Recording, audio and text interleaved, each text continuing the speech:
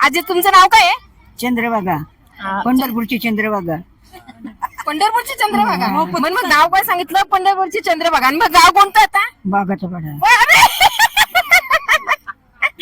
बरं वारीला किती वर्ष आली येत आहे?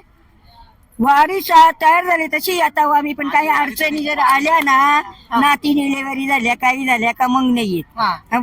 कार्यकर्त्याची नेहमी असा 2 नाती देऊन झाल्या, मावल्या घरी आल्या नाही आले, नाही तर आम्ही बैरी वेंडक्याची नाही तर मोहनगांधीची टेम्पो करून येत आहोत पायी.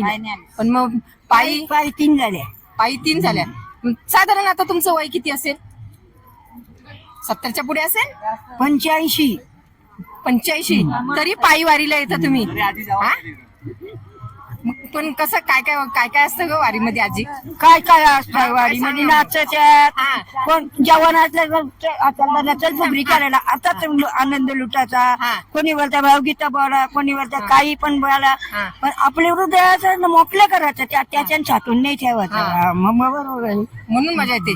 मग घरचे एवढे दिवस पाठवतात वारीला? मग पोर आले, सून आले, फक्त नातू घरी आहे, नातून घरी.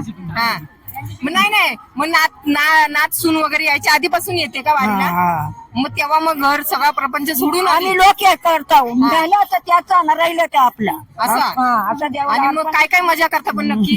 नाचतं का? आता म्हातारपणी नाही केलं, पण जेवणपणी ना या पोरीला त्याला ना पोरीवाला त्या आजीने पुकली केली ना तर कोणीच नाही केलं. मग पहिले मनावरचा मना गावा गीत बोलायला लावायच्या. मला कीर्तनामध्ये बोला, अगं मला कीर्तनात काय बोलायला लावायचं, त्यांनी काय बाबा एवढं याच्यात नव्हतं नाही, एवढी गंमत नव्हती येत, पण बाबा बोलायचं ते आजीला बोलात तुम्ही, आजीला बोलवत तुम्ही. काय भावगीत वगैरे काय गाणं बिणं बोलायचं? बोलायचं आता येतं का? दम लागताय ना.